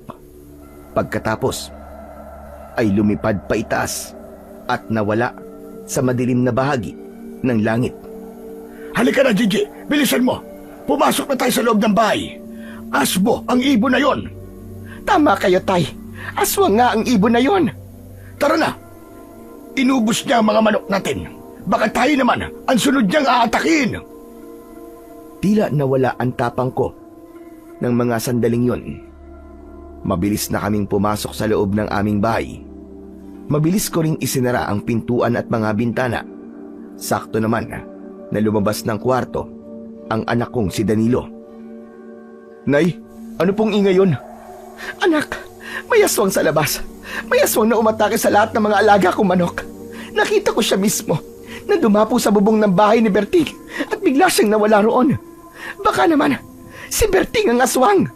Nay, magsisimula na naman po ba kayong gumawa ng kwento? Delikado po mga sinasabi nyo. Baka po may makarinig. Huminahon ka muna, Gigi. Hindi aswang si Berting. Pareho nating nakita na lumipad siya papalayo. Kaya huwag kang magbibintang sa tao. Siya nga naman po, Nay, isa pa. Mabuting tao po si Mang Berting. Sa katunayan nga siya po nagpatuloy sa akin sa bahay niya sa bundok. Siya rin po nagligtas sa buhay ng kaibigan ni Lolo. Siya rin po ang lihim na tumutulong sa mga tao, lalo na sa mga taong kapos sa buhay. Paano pala? Kung nagkukunwari lang siya. Nay, hindi po mangyayari yun. Nararamdaman ko po na mabuting tao po si Mang Berting. Kung hindi si Berting ang aswang, sino kaya ang aswang na pumatay sa aking mga manok? Huwag mo sabihin. Nagagawa ka na naman ng gulo, ha, Gigi? May tigil-tigilan mo na. Huhulihin ko ang aswang na yun, tay. Ilalatag ko ang mga patay na manok sa harapan ng kanilang bakuran. Naniniwala ko na ang aswang na yon ay isa sa aking mga kapitbahay. Kung sino ang magagalit sa gagawin ko, Siya ang aswang. Gigi, ano na naman bang kalokohan ang naiisip mo? Natural na magagalit sila kung ilalatag mo mga patay na manok sa harapan ng kanilang bahay. Sa'yo man gawin yun. Tsak na magagalit ka rin eh. Gagawin ko po yun para malaman nila na hindi ako natatakot sa kanila kahit aswang pa sila. Isang aswang lang ang nakita natin. Mandadamay ka na naman ng iba. Huwag niyo na po akong pigilan, Tay. Malaki ang nawala sa akin. Pera ko ang ipinampuhunan sa mga manok na yon na pinatay niya. Kaya humanda siya. Matitikman niya ang ganti ko. Hindi na ako nakipagtalo pa kay tatay. Mabilis akong pumasok sa loob ng aking kwarto. Masama ang aking loob sa nangyari sa alaga ko. Kaya hindi na ako nakapaghintay na sumapit ang umaga. 3:00 pa lang ng madaling araw, ikinalat ko na sa kalsada ang mga patay na manok. Kaya pagsikat ng araw, kanya-kanya silang pagbumura. Ang iba naman ay pinuntahan ako sa bahay at tinanong ako kung ano raw ang gusto kong palabasin. Pati si Berting hindi ko rin pinaligtas. Mas marami ang patay na manok na dinala ko sa tapat ng kanyang bakuran. Kaya kasama siya sa mga sumugod sa akin. Isa pa, hindi ko nakakalimutan ang ginawa niya sa akin. Kaya gumanti na rin ako sa kanya. O ano? Ano ginagawa niyo rito? Kunin mo mga patay na manok kung ayaw mo magsisi. Magsisi? Ang aswang na pumatay sa mga manok ko ang sisihin niyo dahil inatake niya ang mga alaga kong manok kagabi. O baka naman ikaw ang aswang na yon, ha, Berting? Mag-iingat ka sa mga binibitiwan mo salita, Gigi. Bakit? Ayaw mo bang malaman nila na isa kang aswang, ha? Dahil sa sinabi ko, nabaling ang atensyon ng mga tao kay Berting. Kaya lihim ko yung ikinatuwa. Dahil sa wakas, nakaganti na ako sa kanya. Hindi ako aswang. Wala kang katibayan. Alam mo, ginamit kong pain ng mga patay na manok kung sino ang unang magagalit at magbabanta sa akin. Siya ang aswang. Nagalit ka. Kaya ikaw ang aswang. Hindi ako nakikipagbiruan sa'yo, Gigi. Hindi rin naman ako nakikipagbiruan sa'yo, Berting. Seryoso ko. Sa oras na makahanap ako ng mga ebidensya na ikaw nga ang aswang na yon, humanda ka. Pagbabayaran mo ang ginawa mo sa mga manok ko. At sa oras na mahuli kita, lintik lang ang walang ganti. Ang tiyan mo naman, ang wawakwakin kong hayop ka. Wala kang sapat na batayan sa mga binibintang mo sa akin. Kaya umayos kang babae ka. Sa bubong ng bahay mo dumapo ang asbo kagabi. Nagpanggap siya na ibon. Ano sabi mo? Huwag ka mag-alala. Hindi ko pa naman napapatunayan na ikaw nga ang aswang na pumatay sa mga manok ko. Kasi ipinagtatanggol ka ng aking anak at tatay. Pero hindi mo ko maluloko. Sisiguraduhin ko na malalaman ng lahat na ikaw ay isang aswang. Hindi kita tatantanan, Berting. Tandaan mo yan. Walang katotohanan ng mga ibinibintang mo at nagkakamali ka sa hinala mo sa akin. Kung ibon ang nakita mo kagabi, ibon ang pumatay sa alaga mo manok at hindi aswang. Si tatay mismo nagkumpirma. Aswang ang ibon na nakita namin kagabi. Kitang-kita ko ang galit sa mga mata ni Berting. Kaya bigla kong kinabahan. Maya-maya pa ay dumating si Nolan. Ipinakita niya sa akin ang papel na may 100 na bilang na pirma ng mga kapitbahay ko. Isa yung petisyon na nagpapalayas sa akin sa baryo sa oras na gumawa ulit ako ng gulo. Ang bihira talaga buhay to. Imbis na ako ang palayasin nyo, bakit hindi ang aswang na to ang palayasin nyo, ha? Sunugin nyo ang bahay niya doon sa Kakawyan. O baka naman kahit kayo, hindi nyo alam na may bahay si Berting doon. Gigi, tama na. Alam namin na may bahay si Berting sa Kakawyan. Kaya wag mo nang lasunin ang mga isip ng tao rito. Siguro naman, alam mo kung ano mangyayari sa'yo kapag nakagawa ka na naman ng isa pang pagkakamali. Ang sabihin mo, ikaw talaga may pakala nito. Ginagawa mo to para mapalayas ako at maging malaya ka sa pambababae mo. Para malaya na kayo magsama ni Linda. Hindi ba tama ako? Wala akong pakialam sa gusto mong isipin. Ipinapaalam ko lang sa'yo na kapag nagkamali ka, tapos na ang maliligayang araw mo. Wala akong pakialam, Kapitan, kung palayasin nila ako rito. Ang ipinaglalaban ko lang ay ang nangyari sa mga alaga ko. At kung wala nang magandang salita na lalabas dyan sa bibig mo, makakaalis ka na. Sige na, Kapitan Nolan de Castro. Sinadya kong bigyan ng diin ang buong pangalan ni Kapitan Nolan upang iparamdam sa kanya ang galit ko. Maya-maya pa ay umalis na ang mga tao na nakikiusyoso sa pagtatalo namin ni Nolan. Ganon din si Berting na masama ang tingin sa akin. Pagkatapos, pumasok na ako sa loob ng aming bahay. Parehong walang imik sa akin sina Danilo at si Tatay. Hindi ko sila pinansin. Diretso kong pumasok sa loob ng aking silid. Pagsapit ng gabi, narinig ko ang ingay ng mga baboy sa loob ng kanilang tangkal. Kasunod ng pagaspas ng pakpak sa impapawid. Umikot yon sa tapat ng aming bahay. Pagkatapos ay gumalaw ang aming bubong. Kasunod ng pagkutkot sa ibabaw nun. Maingat akong bumaba ng katre at kinuha ang nakasabit na itak sa dingding. Maingat akong tumuntong sa ibabaw ng aking katre at itinutok ang talim sa itaas ng bubong. Umanda ka ngayon sa akin. Lintik kang aswang ka! Isang malakas na pagsaksak ng itak ang ginawa ko. Lampasan ang talim nun sa bubong. Naramdaman ko na merong tinamaan ng aking itak, kasabay ng pag-angil at paghuni ng nilalang na parabang nasasaktan. Ano ka ngayong pesting aswang ka? Butas ngayon ang katawan mo! Inulit ko ang pagsaksak at narinig ko ang malakas na pagaspas ng pakpak paitaas. Nakita ko sa talim ang mapulang likido, kaya alam ko na nasugatan ko ang aswang. Mabilis akong lumabas ng bahay. Tumambad sa aking paningin ang malaking ibon na nakadapo sa puno. Akala ko tuluyan nang aalis ang ibon, ngunit bigla siyang umatake sa akin. Hindi niya ako malapitan dahil mabilis kong iwinasiwas ang aking matalas na itak sa ere. Pero bigla siyang bumulusok ng lipad papunta sa akin. Tinamaan ako sa dibdib ng kanyang tuka. Nabitiwan ko ang aking itak. Bumagsak ako sa lupa at sa muling tangkang pag-atake sa akin ng aswang, humarang ang aking anak. Lumayo ka! Huwag mong saktan ang nanay ko!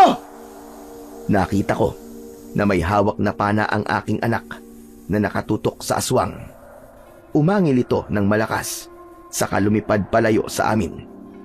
Hindi ako makapaniwalang natakot ang aswang sa aking anak. Saka ko lang naramdaman ang mahapding sugat sa aking dibdib. Nay, ayos lang po ba kayo? Nasaktan po ba kayo ng aswang? Anak, may tama ako sa dibdib. Malalim yata. Lolo! Lolo Merto, si nanay po, may sugat! Lolo! Saka lang lumabas ng bahay si Tatay. Halata na nakatulog na ito at nagising lang sa tawag ng aking anak. Inalalayan nila akong maglakad dahil tuloy-tuloy ang pag-agos ng dugo mula sa aking sugat. Pero sa kabila ng sakit na nararamdaman ko, inalala ko pa rin ang mga alaga kong baboy. Tay, tignan po muna natin ang mga baboy ko. Sigurado po ako na inatake sila ng aswang. Bigla po kasi silang nanahimik eh. Nay, unahin niyo po muna ang sugat niyo. Kailangan niyo magamot kagad. Ako na lang po ang titingin sa kanila. Sige na. Hindi anak, gusto kong makita kung anong sitwasyon ng mga alaga ko. Hindi na ako napigilan ng aking anak nang maglakad akong mag-isa papunta sa tangkal ng aming baboy. At nanlaki ang aking mga mata nang tumambad sa aking paningin ang mga patay na baboy. Nagkalat ang kanilang laman loob sa sementadong sahig na parabang sinadyang iwan doon. May naabutan pa akong umuungol na baboy, ngunit hindi nagtagal ay binawian din siya ng buhay. Tumulo ang luha ko sa aking mga mata dahil sa labis na galit at puot. Maging sina Tatay at Danilo, nagulat din sila sa nangyari sa mga alaga naming baboy. Lintik na yan! Inubos ng aswang na yon ang aking mga alaga! Ito na nga bang kinatatakutan ko, Gigi? Ang magalit sa'yo, ang nananahimik na aswang. Dahil dyan sa kasamaan ng ugali mo, inubos niya ang mga alaga mo at sa susunod, natitiyak ko na ikaw na ang kanyang pupuntiryahin. Hindi ako natatakot sa kanya. Siya ang may atraso sa akin at siya ang mananagot. Palagi mo na lamang sinasabi na hindi ka natatakot. Hindi mo ba nakikita? Seryoso na to, anak. Ikaw lang ang binubulabog ng aswang dito sa ating baryo. Ikaw lang ang bukod tangi na piniperwisyo ng aswang. Wala akong kasalanan sa kanya, Tay. Kaya hindi ko na kailangan tanungin kung bakit ako lang ang pinipinsala niya. Ito lang ang masasabi ko. Humanda talaga siya sa akin. Lintik lang ang walang ganti. Puro ka humanda. Puro gumanti. Ikaw ang humanda sa susunod niyang pagsalakay. Dahil natitiyak ko, hindi siya titigil hanggat hindi ka niya napapatay. Kasalanan mo kung bakit namatay ang mga alaga mong hayop. Ako pa ba sisisihin niyo, Tay? Ako na nga namatayan ng alaga. Ako pang nasugatan. Pambihira. Talaga bang ganyan kayo? Oo, dahil nag-aalala ko. Dahil mahal kita. Hala, sige na. Papasok na ako sa loob ng bahay at ihahanda ko pa mga gamot para sa sugat mo. Mabuti pa nga nang hindi niyo na ako sinisermonan dito. Nay, nag-aalala lamang po si Lolo sa inyo. Ang nangyari po sa mga alaga niyong hayop ay pagbibigay ng isang babala ng aswang na hindi niyo po dapat binabaliwala. Si Berting lang ang alam kong gumawa nito. Siya lang talaga ang uubos sa mga alaga kong hayop. Nay, pwede po ba? Tama na. Hindi niyo po ba alam kung ano nangyari kay Mang Berting? Kasalanan niyo kung bakit siya sinugod ng mga tao sa bahay niya sa Kakahuyan. Naniwala sila na aswang si Mang Berting. Aba, mabuti nga yun sa kanya. Alam mo ba, namuntik niya na akong patayin. Nakikita mo ba ang sugat sa pisngi ko? Siyang may gawa nito sa akin. Hindi po ako naniniwalang muntik kayong patayin ni Mang Berting, Nay. Bahala ka sa gusto mong isipin. Kung ayaw mo maniwala. Hindi ko po alam kung paano niyo po naisip na sirain si Mang Berting sa paningin ng mga tao. Hindi na po talaga kayo magbabago, Nay. Ganyan na po yata kayo habang buhay. Habang nagtatalo kami ni Danilo, dumating naman si Kapitan Nolan. Baka sa kanyang muka ang pag-aalala nang tumingin siya sa akin. Kung narito ka lang, para latagan ako ng mga batas mo, makakaalis ka na. Hindi ako naparito para makipag-away sa'yo, Gigi. Narinig ko na sinalakay kayo ng aswang. Kaya ako pumunta rito. Hindi ko kailangan ng simpatsya mo. Umalis ka na! Dahil sa sinabi ko, walang imik na umalis si Kapitan Nolan. Kaya naman, nagalit ulit sa akin si Danilo. Nay, ano ba? Hindi po ba talaga kayo titigil sa pakikipag-away? Patawarin mo ako, anak. Pero hindi na kami magkakasundo ni Kapitan Nolan.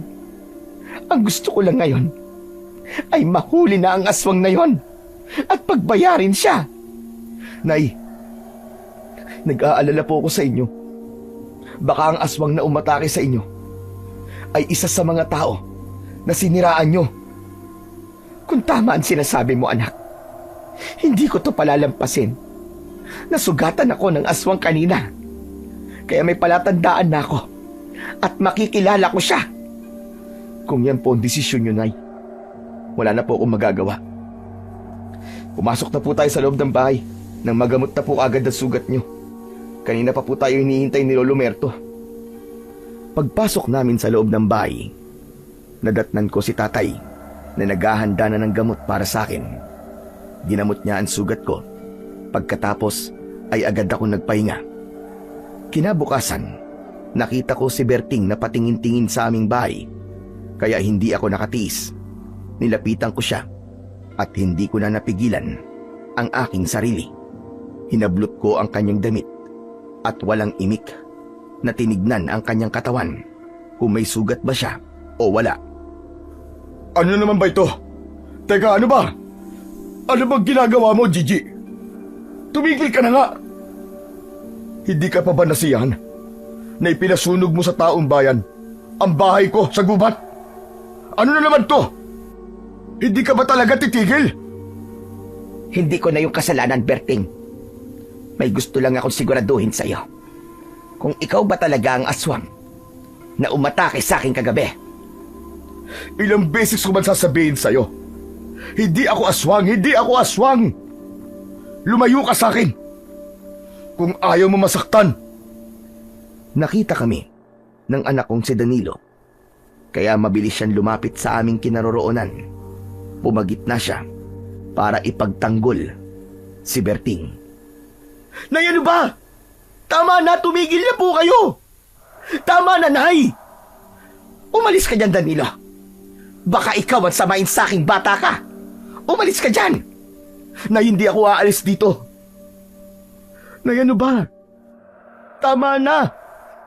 Maling-mali na po ang ginagawa niyo eh. Nay, mabuti pong tao si Mang Berting. Hindi po siyang aswang. Pagsabihan mo nanay mo, Danilo, ha? Malapit nang maubos ang pasensya ko sa kanya. Opo, Mang Berting. Pasensya na po kayo. Umalis si Berting at naiwan kami ng aking anak. Pagkatapos ng araw na yon, hindi na ako kinausap muli ni Danilo. Nakarating din kay tatay ang ginawa ko kay Berting at maging siya ay hindi na rin ako kinausap. Paglabas ko ng bahay para magtinda ng longganisa, nilalayuan na ako ng mga tao. Wala nang nakikipag-usap sa akin na kahit na sino. Pinagsasaraduhan nila ako ng bintana, maging ng pintuan. Bigla akong kinabahan. Natakot ako sa klase ng pagtrato sa akin ng mga kababaryo ko. Maging ang mga bata ay umiiwas na rin sa akin. Saka ko lang naramdaman ng mga sandaling yon ang labis na pagsisisi sa aking mga ginawa. Sinira ko ang aking sarili dahil sa pagiging masama ko. Umuwi ako sa bahay at kumilos na para bang walang kasama sa bahay.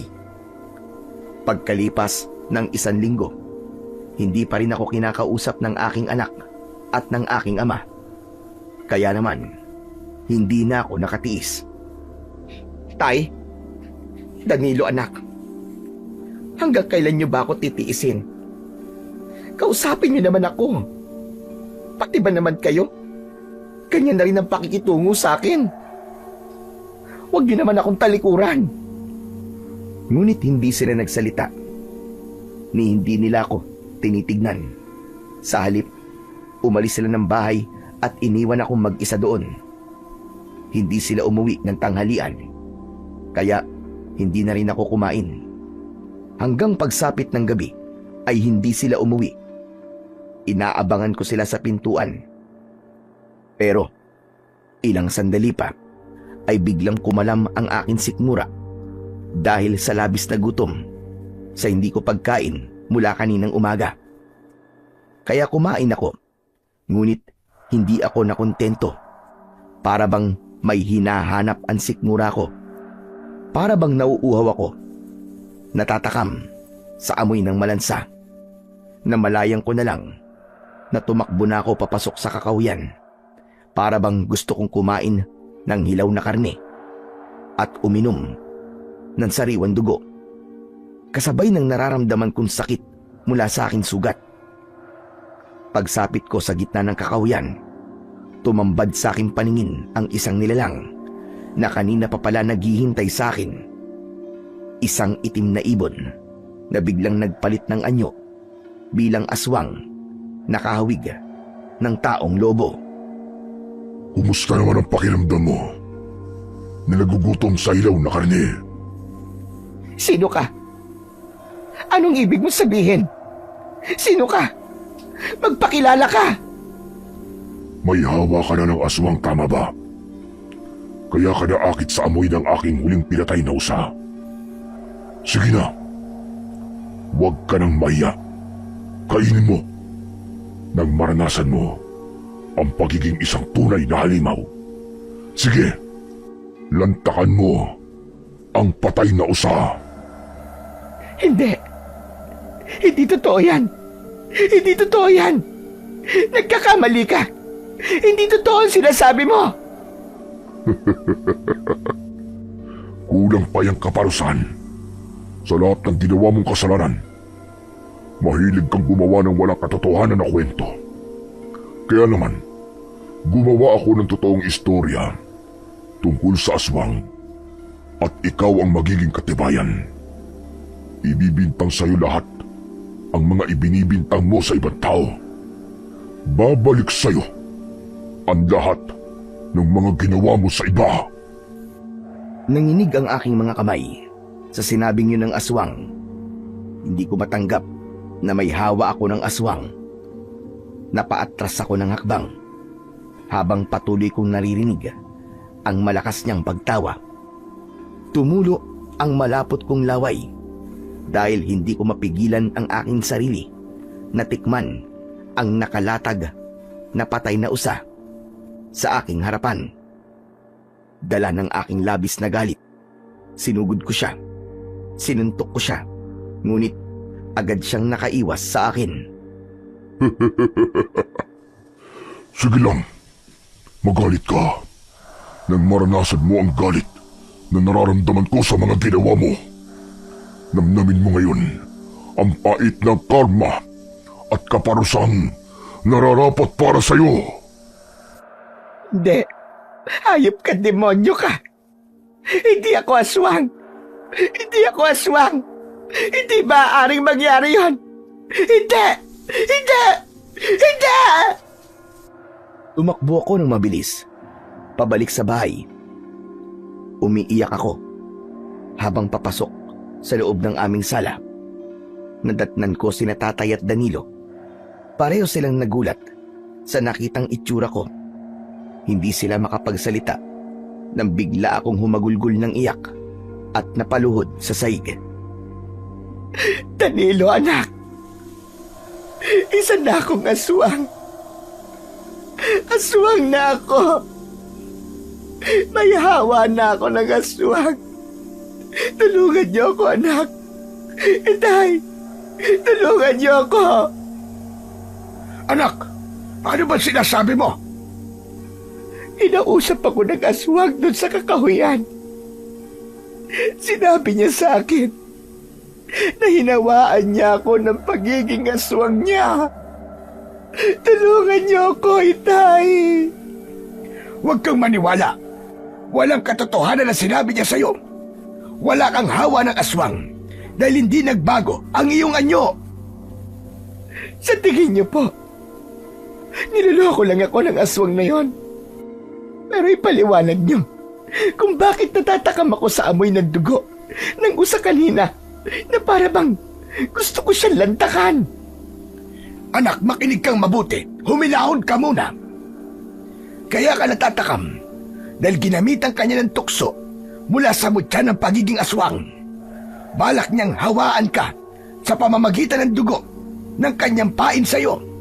Kung kinain mo ang katawan ng patay na usa, saka ka lang mahahawa ng pagiging aswang. Tay, patawarin niyo po ako. Ayokong maging aswang, Tay. Hindi na po ako uulit. Magbabago na po ako. Pinapangako ko yan, Diyos ko. Tulungan niyo ako. Lolo, ano po sa palagay niyo nangyayari kay nanay? Sa tingin ko, pinaparusahan na siya ng aswang. Nang mga sandaling yon, ay nagsisi na talaga ako ng sobra sa lahat ng aking mga nagawang kasalanan. Mabuti na lang at hindi ako tuluyang iniwan ng aking ama at lalong-lalo na ng aking anak. Maya-maya pa ay bigla kaming nakarinig ng pagaspas ng pakpak mula sa itaas ng aming bahay. Paikot-ikot yun doon na parabang naghihintay lamang ng tamang pagkakataon para umatake. Bigla ang pagdagundong ng takot sa aking dibdib, lalo na nang makita kong sinisira na ng aswang ang aming bubong. Nasaan ka na, Gigi? Nasaan ka? Lumabas ka! Ipakita mo ngayon ang tapang mo! Ipakita mo ang tapang mo! Lumabas ka!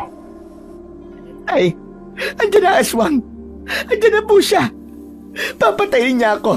Itago niyo ako. Tulungan niyo ako, Itay. Danilo, tulungan mo ako. Nay, teka, uminahon kayo. Hindi ko po hahayaan na saktan kayo ng aswang. Huwag po kayong matakot, Nay. Anak, tulungan mo ako. Itago mo ako, anak. Itago mo ako. Kinuha ni Danilo ang kanyang pana sa loob ng kanyang silid. Pagkatapos ay dali-dali siyang lumabas ng bahay para palayasin ang aswang.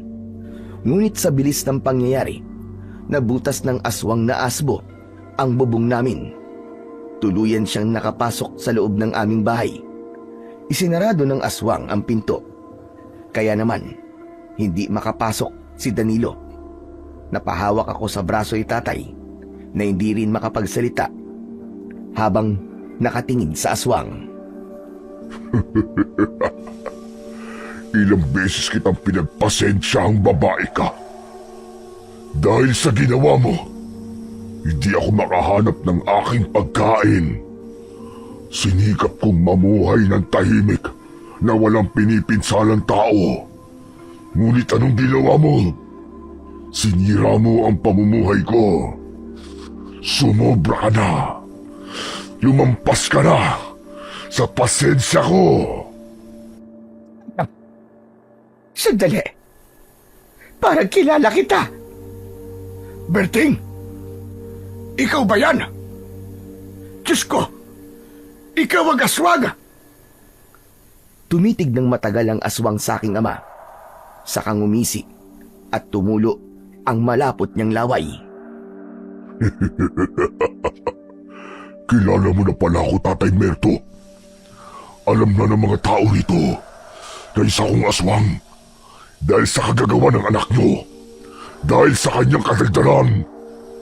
Baliwala na ang kabutihang ginawa ko para sa kanila. Lahat ng yun ay kinalimutan nila. Alam niyo ba na sinugod nila at sinunog ang bahay ko sa gubat dahil sa kwento ng inyong anak na ako ay isang aswang? Hayop ang anak mo. Palalampasin ko na sana dahil hindi naman ako likas na masama. Kaya lang, inalisan niya ako ng karapatan para mabuhay ng tahimik, malaya at maging mabuting nilalang. Kaya naman, panahon na para pagbayaran ng anak niyo ang ginawa niya sa akin sa pagsira niya sa tahimik kong pamumuhay. Huwag, Berting! Huwag! Maawa ka! Huwag mo siyang patayin! Huwag mong patayin ang anak ko! Patawarin mo na siya! Patawarin? Maawa? Nagpapatawa ka ba, Tatay Merto? Binulabog ng anak mo ang pananahimik ko. Sinira niya ang buhay ko. Ngayon naman, ako ang bubulabog sa pananahimik niya. Wag, Berting. Wag. Maawa ka sa akin. Patawarin mo ako, Berting. Oo, nagkamali ako. Hindi ko alam ang aking ginagawa. Patawarin mo na ako. Maawa ka, wag mo akong patayin. Wala na. Huli na. Inubos mo na ang pasensya ko. At ito na ang magiging katapusan mo. Pagkasabi nun ni Berting, umatake siya sa amin. Sinaktan niya si tatay at sinakal niya ako.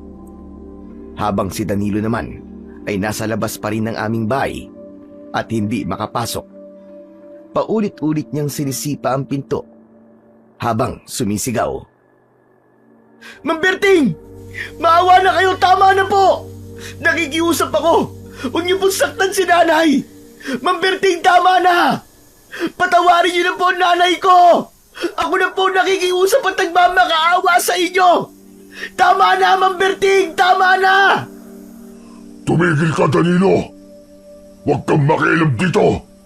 Labas ka rito! Dahil ang nanay mo lang ang pagbabayarin ko sa kasalanang nagawa niya sa akin! Ma'am Berting, tama na! Nakikiusap ako sa inyo. Tama na! Ako na po ang humihingi ng tawad para sa nanay ko. Nakikiusap ako, patawarin niyo na siya. Tama na. Patawarin niyo siya. Alang-alang na lang po sa akin. Naramdaman ko na masumigpit ang kamay ni Berting sa akin leg. Mabuti na lang at agad na nakabangon si tatay. Pinalo niya ng matigas na kahoy ang likod ng aswang. Kaya naman, nabitiwan ako ng aswang na si Berting at umangil ito ng malakas at tangka na sana nasasaktan niya si tatay. Pero malakas akong sumigaw. Wag! Naawa ka, Berting! Tama na! Nagkamali ako! Sising-sisi na ako! Nagsisisi na ako sa mga kasalanan ko. Nakikiusap ako sa'yo. Huwag mong idamay ang aking ama. Huwag mo siya saktan. Patawarin mo na ako, Berting. Naging mabuti ako sa inyo. Wala akong pinatay o pininsala ni isang tao sa baryong ito. Bagkos ay tumulong pa ako. Pero sa isang maling kwento, sinira mo kung hayop ka. Ang pumatay sa iyong mga manok at baboy ay hindi ako. Alam mo ba kung sino? Walang iba kundi si Linda. Si Linda ang pumatay sa kanila dahil sa labis niyang galit sa ginawa mo sa kanyang anak. Kaya nasa loob ako ng bakuran mo ng gabing yun dahil ipinagtatanggol ko ang mga alaga mong hayop para sana'y walang mamatay. Natatakot ako na baka ibintang mo sa aswang ang pagkamatay nila. Pero yun pa rin ang nangyari dahil sa katabilan ng dila mo. Hindi ako makapaniwala sa aking mga narinig at nalaman ng gabing yun. Isang pagkakamali na kailanman ay hindi ko na mababawi. Maya-maya pa ay bumalandra ang pinto at pumasok na ang anak kong si Danilo. Kasama niya si Kapitan Nolan at si Linda. Umiiyak si Linda na humihingi ng tawad sa ginawa niya sa aking mga alagang hayop. Nadala lang daw siya ng galit, kaya niya nagawa yun. Eh paano naman ako na nadamay sa kalokohan ninyo? Ang gusto ko lang naman ay mamuhay ng tahimik. Pero anong ginawa nyo? Sinira nyo ang buhay ko. Berting, nakikiusap ako. Tama na. Patawarin niyo akong lahat. Kasalanan ko kung bakit humantong sa ganito. Patawad. Patawarin niyo ako. Ano pa nga bang gagawin ko? Nabunyag na sa lahat ang totoo kong pagkatao. Kapag nanatili pa ako sa baryong ito, lahat ng mamamatay na tao o hayop dito, baka sa akin pa ibintang. Hindi mangyayari yun, Berting. Kami ang nagkamali at nagkasala sa iyo ng labis. Huwag ka nang umalis. Tutulong kami para malinis mo ang pangalan mo. Ako na ang bahala na magpaliwanag sa kanilang lahat. Ako naman, bilang isang kapitan, ay nagkamali rin sa iyo, Berting. Inuulit ko, kaming lahat ay humihingi ng tawad sa mga nagawa naming paghuhusga sa pagkatao mo. Batay sa kwento ng aking asawang si Gigi. Yun ang katotohanan sa aking pagkatao. Asawa ko talaga, si Kapitan Nolan. Anak namin si Danilo. Naging biktima rin ako ng pangingialam ng tao sa buhay namin. At hindi ko matanggap na nagkahiwalay kami ni Nolan. Kaya nagbago ang aking pag-uugali at naging masama sa aking kapwa. Magmula noon, hindi na kami pinag-usapan ng mga tao dahil tinatakot ko sila. Tay, dapat sana si nanay ang humingi ng tawad kay Mang Berting. Mali ka, anak. Sa amin nagsimula ang lahat. Nagbago ang nanay mo dahil iniwan ko kayo. Naniwala ako na may iba siyang lalaki. Hindi ko siya hinayaan na magpaliwanag. Kaya, nagkamali rin ako. Nolan, anong sinasabi mo? Kahit kailan, hindi kita iniwan, Gigi. Palagi kitang inililigtas kapag may kaso ka. Mahal pa rin kita hanggang ngayon. Para sa akin, ikaw pa rin ang ina ng aking anak na si Danilo. Patawarin mo ko, mahal ko. Kung hinusgahan kagad kita noon. Kaya sana, tanggapin mo rin ang pagkakamaling nagawa mo kay Berting.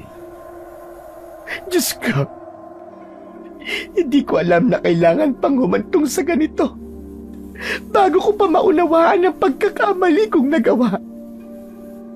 Berting, lumuluhod ako sa iyong harapan.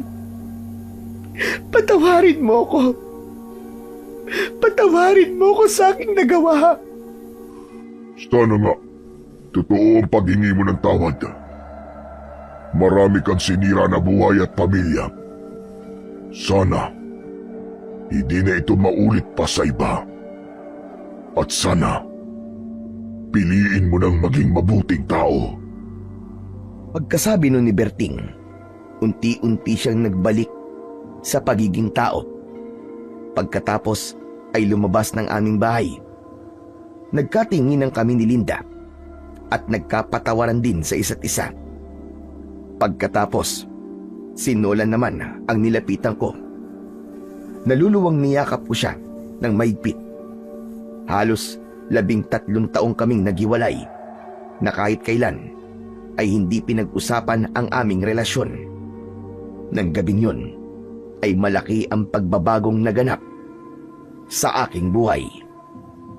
Kinabukasan ay nabigla ako sa balita na umalis ng baryo si Berting. Walang nakakaalam kung saan siya nagpunta. At hanggang ngayon, na lumipas na ang 3 dekada, hindi na siya bumalik at nagpakita pang muli sa aming baryo. Isang pangyayari na labis na tumatak sa aking isipan. Malaki na ang ipinagbago ko. Mas naging palakaibigan ako at mapagkumbaba. Hindi na rin ako nakikialam sa buhay ng ibang tao. Si Danilo naman ay meron ng sariling pamilya at paminsan-minsan bumibisita siya sa amin ni Nolan kasama ang aming mga apo. Bago ko nga po pala tapusin ang aking istorya, ay nais ko lamang pong iparating ang natutunan kong aral na nangyari sa aking buhay. Huwag tayong gumawa ng kwento o makialam sa buhay ng iba at manghusga ng kapwa.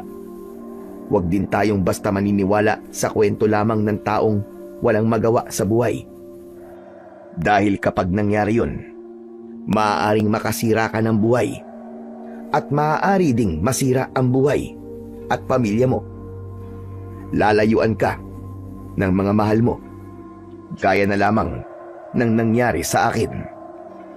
Napatunayan ko na sa oras pala ng kagipitan at panganib, wala pa ring ibang tutulong sa'yo, kundi ang pamilya at ang malalapit mong kapitbahay. Isinulat ko po ito upang magbigay ng aral sa iba. Sana ay marami pa po kayong mailahad na magagandang istorya na magbibigay ng aral at inspirasyon sa iba. Hanggang dito na lamang po ang aking kwento. Lubos na nagpapasalamat, Gigi.